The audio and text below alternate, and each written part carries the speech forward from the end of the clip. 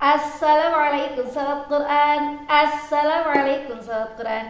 Alhamdulillahirrahmanirrahim sahabat Quran dimanapun berada, senang sekali dan bahagia sekali Katia bisa berjumpa, memanggil kembali, menyapa kembali maksudnya sahabat Quran dimanapun berada yang secara online ya.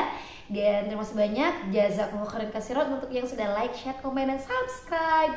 Seperti biasa sebelum dimulai, bismillah dulu.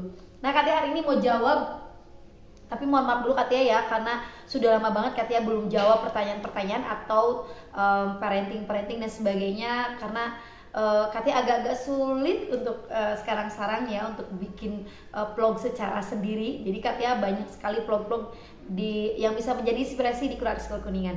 Nah kali ini Katia mau berbagi cerita tentang ini juga pertanyaan dari sahabat Quran juga yang, Kak boleh nggak sih gitu ya mengunci anak yang tantrum sendirian di satu ruangan dikunci gitu ya. Baik sahabat Quran yang sudah bertanya, semoga Allah mudahkan, sehatkan ya.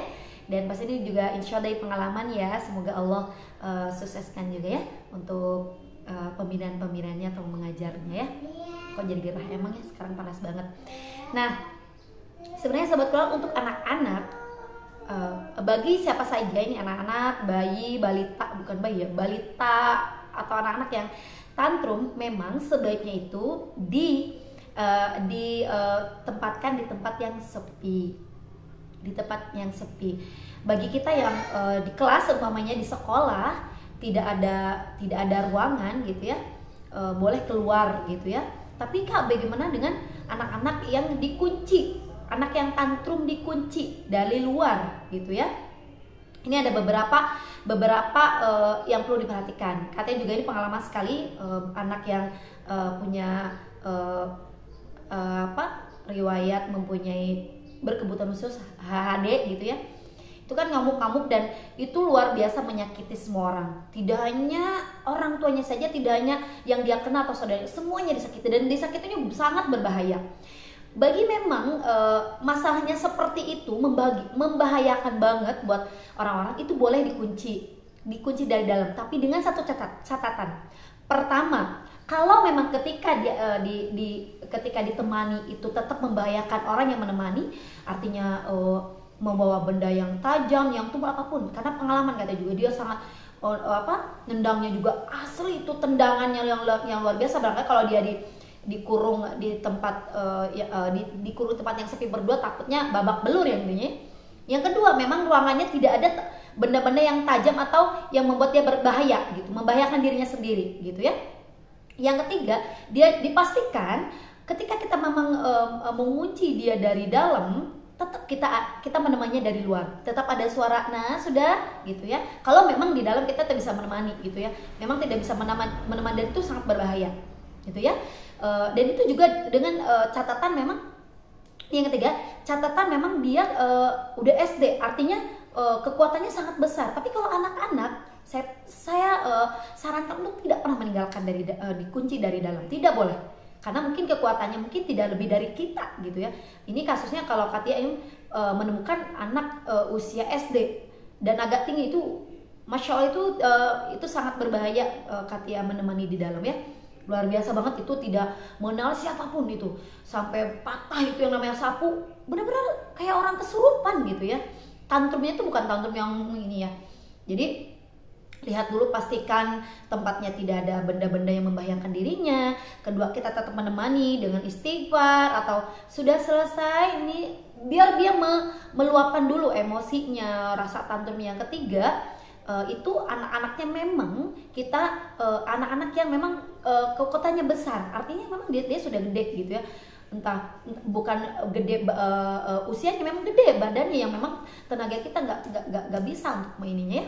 Kemudian yang keempat, selalu kita ingatkan ini untuk yang mengunci dari dalam itu tidak serta-merta kita memarahi mau ini, tapi memang benar-benar niatnya untuk bagaimana dia meluapkan emosinya daripada meluapkan ke orang lain gitu ya. Jadi perhatikan beberapa yang ketika tantrum itu anak kecil gitu ya. Ini kan tidak disebutkan, sahabat kan itu tidak disebutkan usianya, hanya menyebutkan katanya gimana kalau anak bagaimana tanggapannya kalau anak yang tantrum dikunci dari dalam gitu saja, nggak tahu udah usianya dan sebagainya.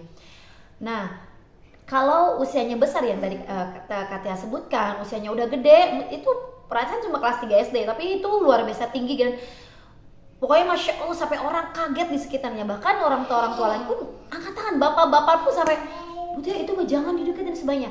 Tetapi kalau kita tidak memberikan ruangan khusus buat dia untuk meluapkan emosi dan sebagainya, itu kurang baik karena semua yang dia lihat itu diserang gitu ya. Itu makanya perlu sekali kita memberikan ruangan khusus, dalam kutip khusus tuh yang sepi gitu ya, sepi yang memang tetap memperhatikan keselamatannya, memperhatikan bahwa dia tidak sendiri. Sudah nak, kita juga dengan baca-baca gitu ya, barangkali memang Allah ini ada yang lewat atau apa gitu ya gitu. Jadi tetap harus diperhatikan beberapa poin ini ya. Oke sahabat dimanapun berada, senang sekali Katia bisa bertemu dan berjumpa dengan sahabat-sahabatnya lain.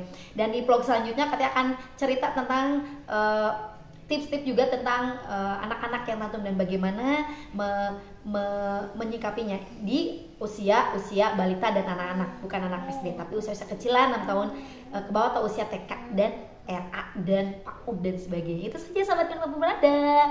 Kita tutup dulu ya. Subhanakallahumma wa bihamdika asyhadu an la ilaha illa anta astaghfiruka wa atubu ilaik. Assalamualaikum sahabat Quran. Assalamualaikum sahabat Quran.